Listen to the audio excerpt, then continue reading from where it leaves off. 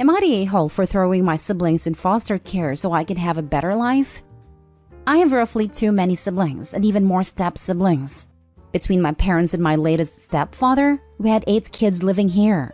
Myself, 19 female, 3 half-siblings on my mom's side, 15, 11, and 9. 4 step-siblings, 14, 12, 9, and 6. And 1 full sister, 6 female. Things have never been particularly good or stable, but now we're at rock bottom. My mother and stepfather are going to be going away for a long time and everyone is in a rush to get all these kids into homes. I'm the only one who's over 18, so everyone wants me to do it. I don't want to. I had gotten an opportunity. My grandma on my father's side offered to have 6 female and I move in with her, and even pay for me to go to college. The thing is, she lives several states away.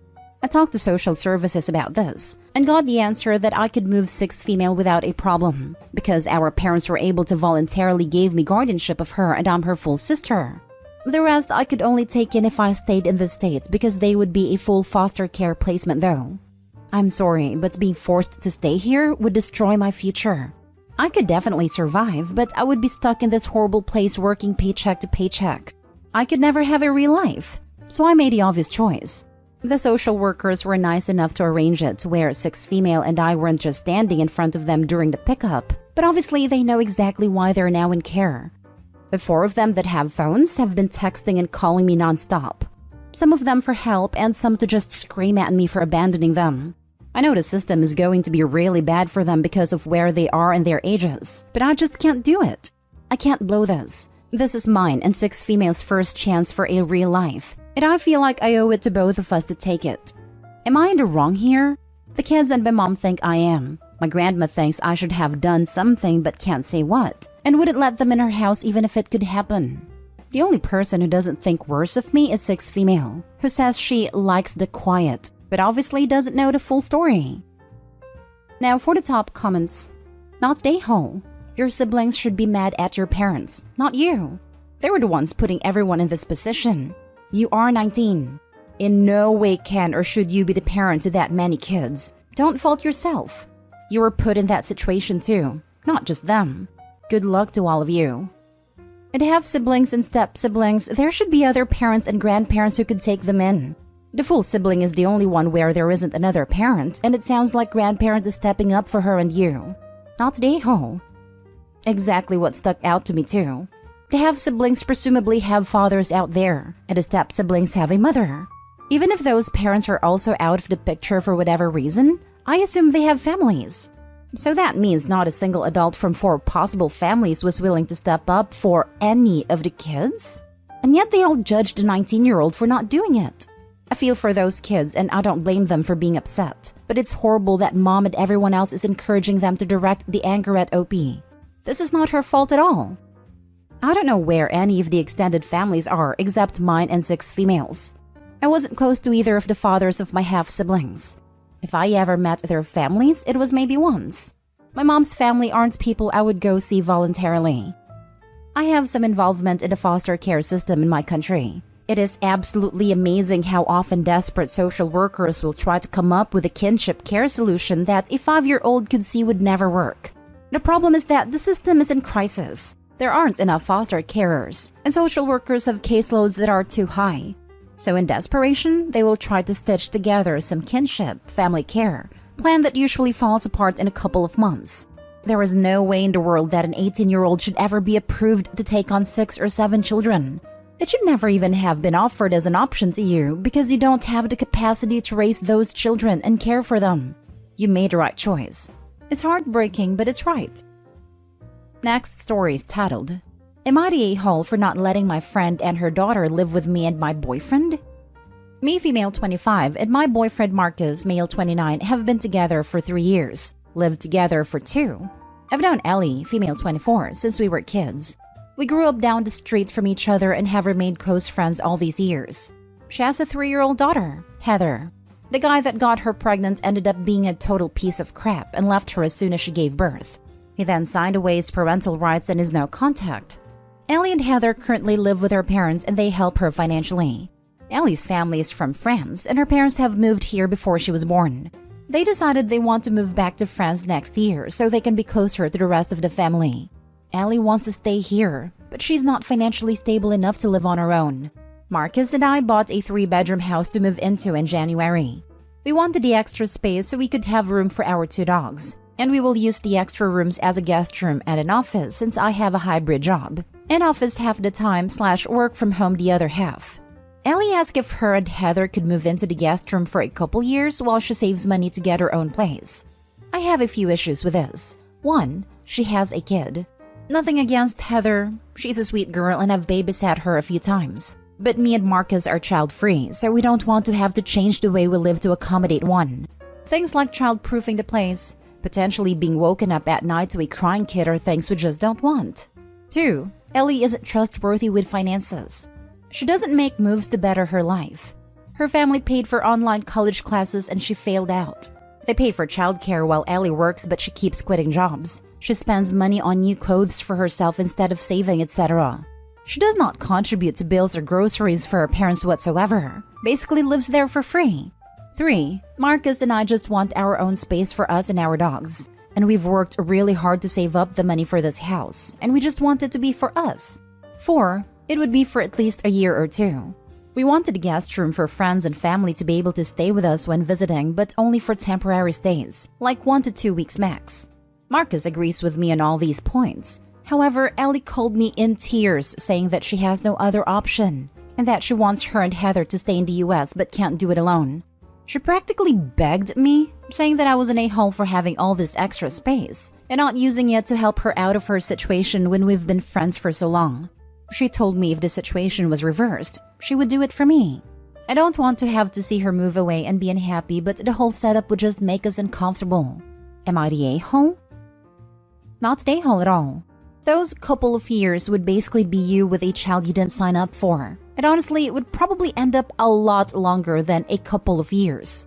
It's your house. You decide who stays and who doesn't. And her lack of planning is not your emergency.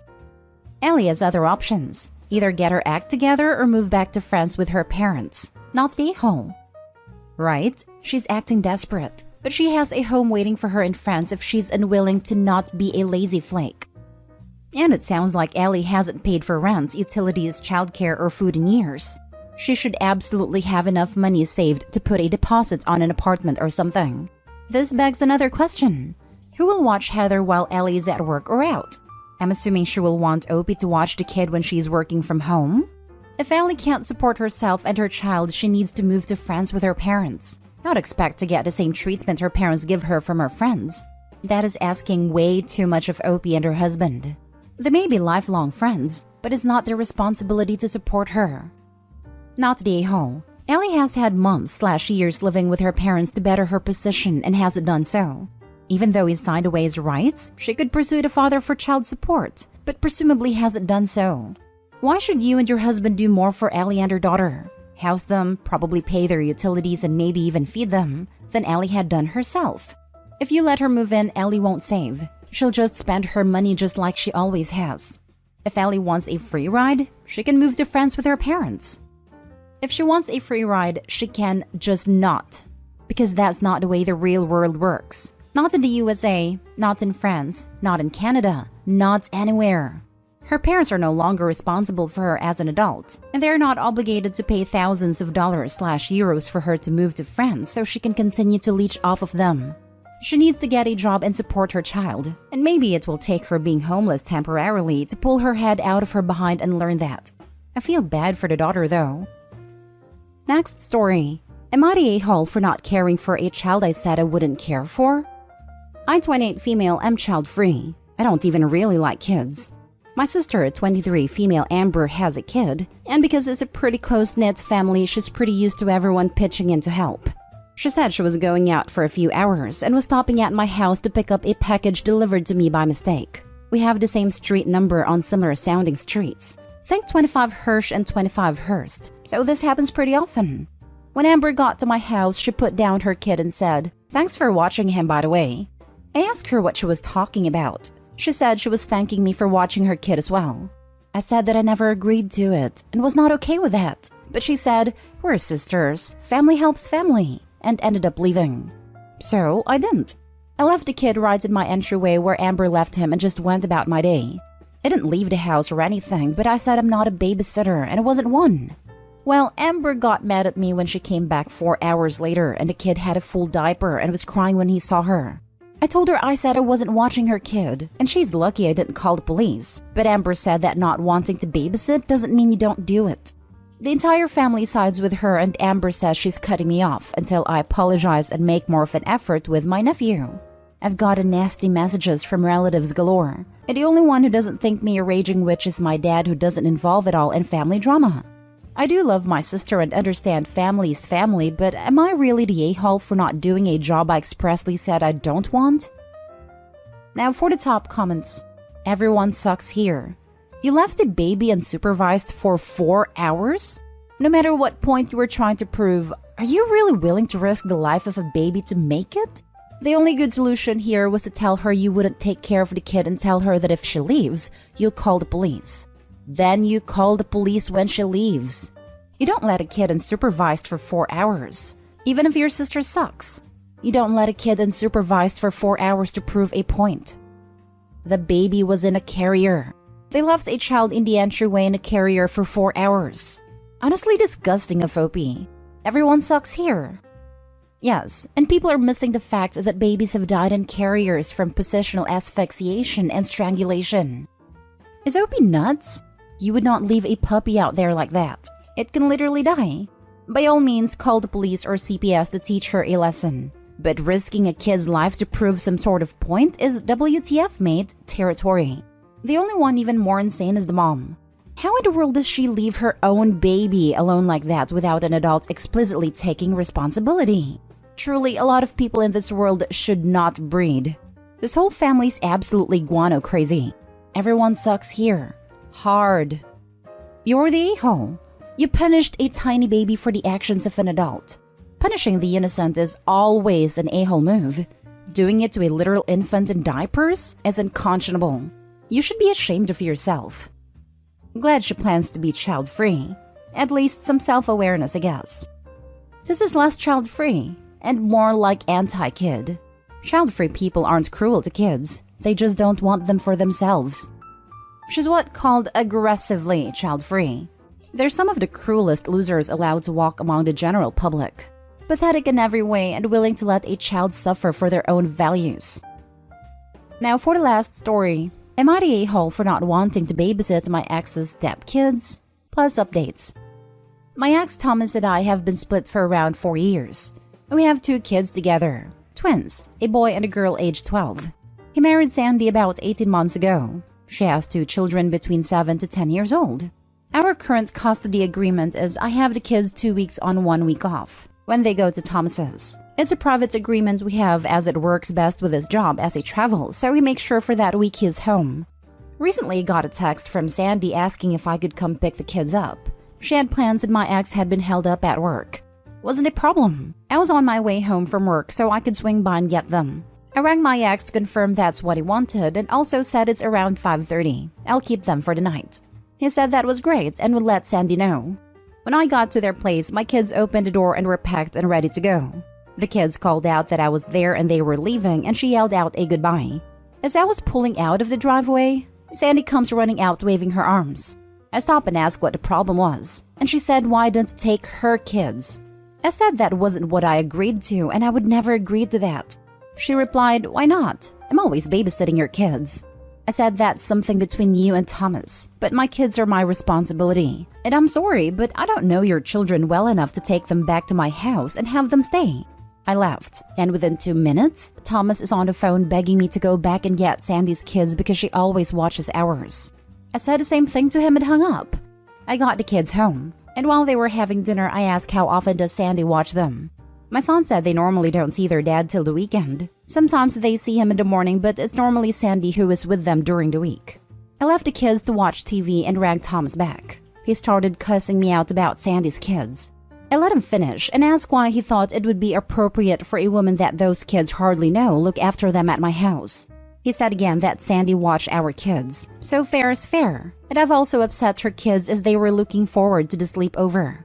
I rang my sister to vent and she flipped it on me and said I was taking my issues with Sandy and Thomas out on Sandy's kids.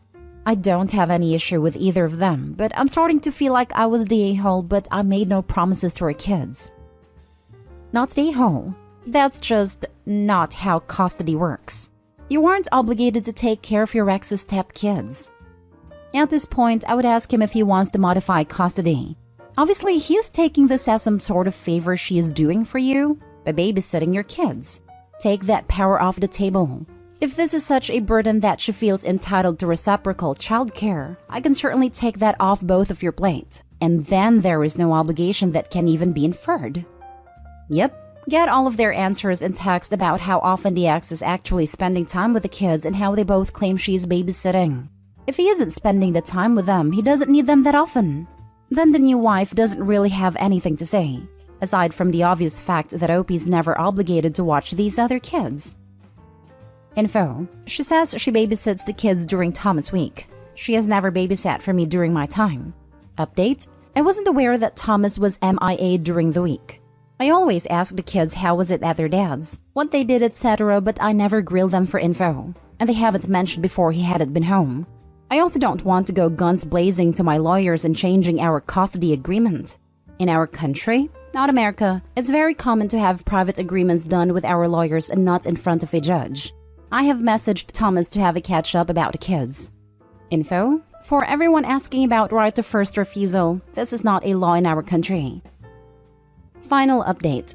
Thanks for all your comments. I've just gotten back from a catch-up with Thomas. We have agreed for right now I'll have the kids full-time and I'll have them every second weekend. But I have also made him agree that he'll take them out during the week twice a month.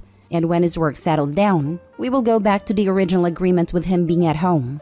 Otherwise, I will be going for full legal custody through the courts. Update. Am I the a-hole for telling my fiancé that if he expects me to contribute 50-50, we have to make some serious lifestyle changes?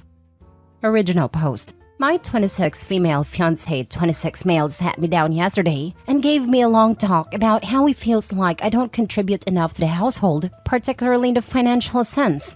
I was a bit caught off guard by this, but was willing to hear him out, since he wasn't wrong. He makes a lot more than I do, and we've always split bills accordingly, which ends up being about 80% him. I asked what he wanted me to pay now, and he was adamant about it being 50-50.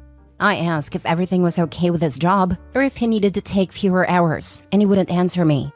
I honestly wouldn't have gotten upset if there seemed like an actual reason behind it. But he just said he'd been thinking about it a lot, over and over, every time I asked what brought him to this conclusion, what was going on. And eventually he just said, "This is how it's going to be. Take it or leave it." Those exact words, in response to literally everything I said. Full shutdown. No explanations. I told him that was fine, I'll take it, and then asked if he'd made a Zillow account yet or expected me to. He looked confused and asked why would we need a Zillow account.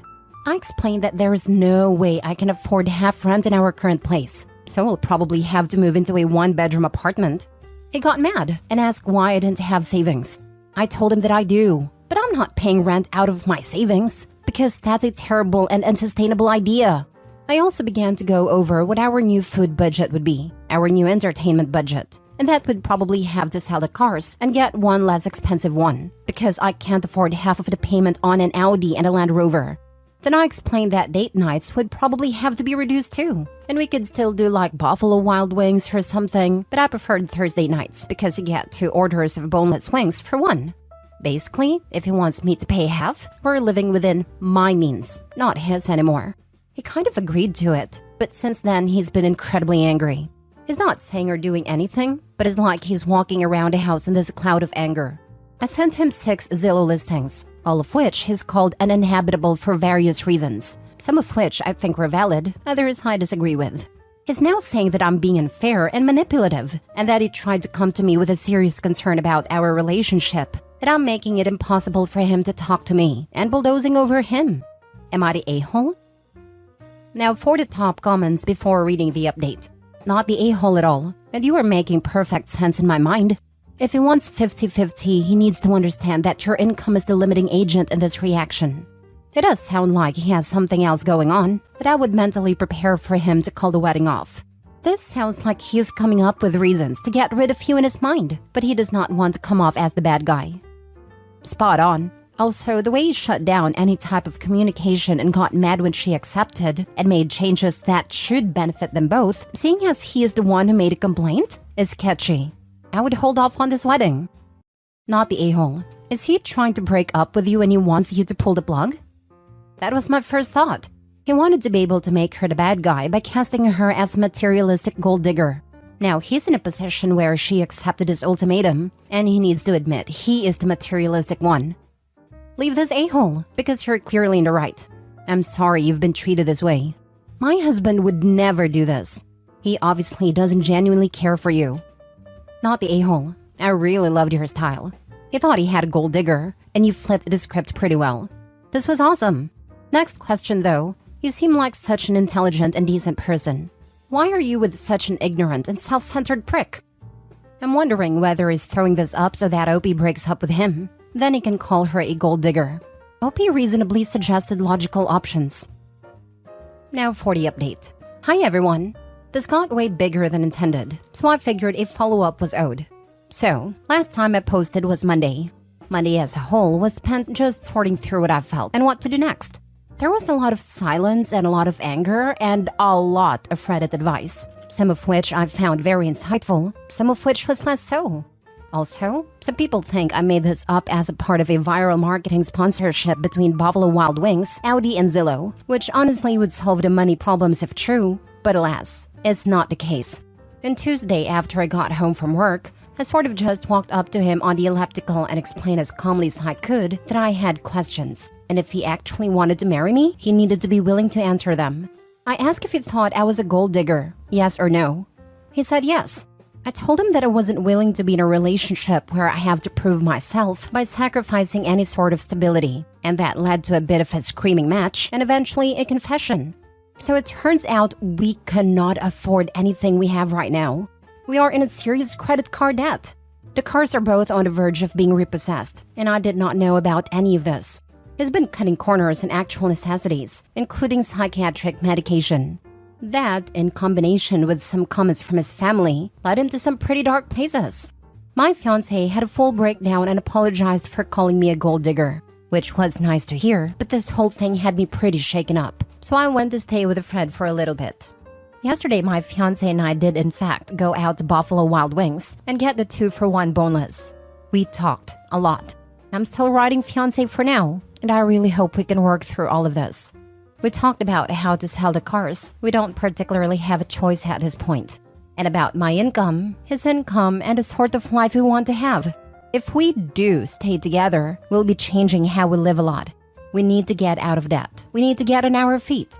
I know some people are gonna say I'm being dumb for not immediately dropping all contact and giving up on the relationship, but I can't do that. I can't look at the guy I love, who went off his meds to try and make a good life for me, and think he's not worth sticking around for, at least to try. I don't know what the future looks like at all anymore though, and the wedding is very postponed at the moment. Sorry this wasn't a more fun update. Watch your credit like a hog home slice. Yeah, eventually he may start taking debts in her name. My dad did this back while I was in high school. Forged my mom's signature on a number of loans to try and keep us afloat while his business failed. And went off his heart and depression meds too, as he started doing sketchier and sketchier things to try and right the ship. As you can imagine, it did not end well. My wife's ex-husband did this. Said he graduated college when in fact he did not. Did just enough to qualify for max student loans and pretended the money was from a low-paying job. Co-signed more loans by forging her signature. On top of other sketchy things he did, he had the audacity to destroy her home when she wanted a divorce, and even kidnapped her dog. People are weird. Edit? Some other crazy stuff. He ripped out all of the HVAC ducts and insulation in the attic and put the AC as low as it could go, tied all the blind cords and nuts so the blinds were not functional, packed up the entire house in a U-Haul while she was at work, and literally took everything she owned. Disconnected all the plugs and switches, so no plugs or switches worked. A few other things I don't remember, but those are the big ones. After everything, all she wanted was her dog. She told him to keep everything else if he wanted it. Did she get the dog back? Yes, we currently have the happy, healthy 15-year-old dog. This happened back in like 2011-ish. Next story. Am I the a-hole for telling my wife that I won't be replacing my car? I'm male 48, grew up in a low-income family. My parents worked very hard to provide for me and my siblings, and while we were always well-fed and clothed, we definitely felt our economic situation growing up. Because of this, I feel that I am financially wise, and I try to live a bit frugally when possible, despite making a very good income. For the past year, I have come under increasing pressure from my wife, female 46, and our 3 kids, female 19, male 15, female 13, to replace my old car. For reference, I drive a 2008 Hyundai Sonata with almost 200,000 miles. While cosmetically the car has a few scratches and dings, mechanically it is essentially in perfect condition and costs very little to operate. My wife and kids, however, view the car as a source of family shame. They continually point out how it looks completely out of place in our area, and that considering my income, I should be driving something far nicer. I've always maintained with my children that they shouldn't place too much emphasis on material things, and that people should be investing in more important aspects of life. But I feel that these messages are partially ignored. Last week, my eldest daughter borrowed a car to hang out with her friends and mentioned to me how they joked about how outdated her dad's car is. I told her that she shouldn't worry too much about what other people think and that we should be grateful that a car works. However, she told me that this was irrelevant in our particular context, since all her friends arrived in much nicer cars and since we live in a nice area. Last night, my wife and I planned on attending a social event with some of our friends and coworkers. As I was grabbing my keys, my wife stopped me and told me that we would be taking her car since mine had become too embarrassing. During the drive, she told me I was being unreasonable for holding onto my car for so long that I needed to get rid of it. She mentioned that I should consider that our youngest daughter just started high school and that she might feel uncomfortable getting dropped off and picked up in a car in front of her peers. My wife then went on to say how people within our own social circle found it odd for me to drive such a car, and brought up how many friends and coworkers have made jokes about a car in the past. I told her that I wasn't going to replace my car since it worked fine and getting a new one would be an unnecessary expense. I mentioned how it was an important lesson for our kids to learn, but she then accused me of being stubborn and stingy. Am I the a-hole? Now for the comments. Not the a-hole, but you live with a bunch of shallow, superficial, wasteful people. Drive that car until the next kid needs a car and then pass it down to her. Buy yourself a newer used car that can be passed down to the next kid. Appreciation is learned. Retirement is expensive. I was going to say the same thing. I went back to school in my 30s, and my 11-year-old understands that I can have a newer car and less money for fun and allowance, or we can keep my older car until it goes to car heaven. OP's kids seem kinda spoiled, to be honest. If they knew what it was like to have to walk, bicycle, and take public transportation all the time, they wouldn't give a crap what kind of car they had, or if they had to pay for it themselves. Not the a-hole. You don't need to be frugal to want to have more money in today's economy. It's smart. Not the a-hole. If you are comfortable in your car and they are comfortable in their car, then they don't need to worry about what you are driving. Being so concerned about the opinions of others is rarely a helpful thing. However, you may want to consider how safe your current vehicle is. Are the airbags still good? Does it have appropriate and updated safety features? I would consider replacing it more for safety reasons and less for appearance reasons. Thanks for the feedback. I had a car safety tested back in March, and all its safety systems are working normally. Also, its emissions are normal. That the safety features it has are working properly certainly is a good thing.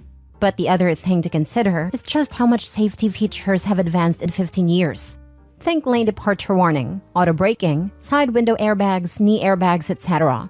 The safety features of today are a lot different. Source: have a 2007 car, and recently-ish bought a 2019 car. We need 2 cars, but can't afford to replace the 2007 just yet. But if we had a means, we would for a newer used car that has better safety features. Last story. Am I the a-hole for telling my 28 male girlfriend 25 female that she went too far in messing with her sister? My girlfriend is low contact with her parents and older sister. She has a difficult relationship with them as she felt bullied by her sister Cora, 31 female, growing up. Her mother was frequently ill and depressed, and her father traveled for work for months at a time. They were kinda poor, so Cora did multiple jobs since her teens. It was controlling and domineering with her siblings about chores and schoolwork.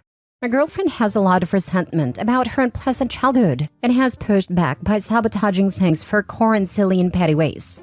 Cora got married to her boyfriend of 3 years about 6 months ago. My girlfriend flew over to attend, but did act bratty to mess with Cora. It was mostly minor stuff, like not confirming travel plans till last minute, so Cora was forced to pay more for plane tickets. Changing her mind about her dress frequently, so Cora had to buy and return outfits multiple times. There were a few other things too, like messing with some organized plans and refusing to do things she committed to. I don't really like it or understand it, but she feels it's important for such payback to bring a balance to her relationship with her sister. Where I feel she went too far is that the night before the wedding, she had a long talk with the groom about how difficult and short-tempered Cora can be. He has a kid, 6 male, from his previous marriage, and she knew they were planning on having more kids right after they got married. She told him that Cora hates little children and will bully them. The newlyweds ended up having a lot of fights over their honeymoon because the groom wanted to postpone having kids and change how much involvement Cora would have with her stepkid. Cora found out recently that the conflicts are because her sister had this talk with her husband, and she's been blowing up at my girlfriend. She feels upset at my girlfriend's interference because she wanted to have kids soon, and my girlfriend feels justified because she's convinced Cora would be an awful mother.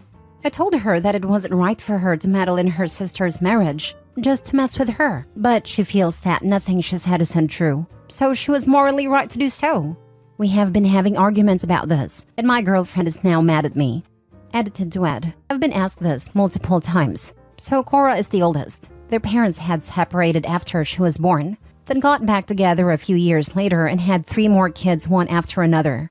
My girlfriend is the second oldest. The youngest 2 are close to both my girlfriend and Cora, and ignored a conflict between the 2. Cora did different short-term jobs for extra money before she got her full-time job. She didn't do 2+ jobs at the same time. Not the a-hole. Based on this and your girlfriend being mad, you better run. In your post, you say your girlfriend is mad because growing up, their mother was ill and depressed and the father was not around due to work, leaving them in a poor condition, requiring Cora as a teen to have to work jobs helping with the home, and got on your girlfriend about chores and schoolwork. So by being forced to parent her siblings as a teen and being tough about homework and chores, girlfriend feels justified in sabotaging her sister? It sounds more ungrateful than anything. Your girlfriend needs serious anger management and general therapy. None of this is healthy nor acceptable. She says she just spoke the truth to her new brother-in-law. But when you go in with an agenda, there is a lot left for you. Your girlfriend will not change unless she gets therapy, and she does not seem to think she has a problem. So likely, she won't seek the help, and you need to think about yourself with this woman. Good luck. Right, Cora raised her, and Opie's girlfriend is being a little turd. She should maintain no contact for their sake. We all know not the a-hole, but girlfriend is and needs to get over herself. Ask yourself, Opie, is this really the type of immature person you want to be with? What makes your girlfriend think she's better prepared to mom than Cora, who actually has been a parent/mom to her siblings? Plus, all the other things she did to mess with the wedding, not bothering to disclose travel plans, insisting on multiple unnecessary wardrobe changes, refusing to honor commitments, etc. are not minor things. They are things that put undue stress on an already stressful process. Your girlfriend is a self-absorbed mess. Not the a-hole. Your girlfriend is not a good person. I'm surprised the groom even took her remarks seriously, because someone who would have behaved that way and say those things at a sibling's wedding is clearly unhinged. Quit making excuses for this woman. You say you haven't even known her a year, so your investment here is still relatively low.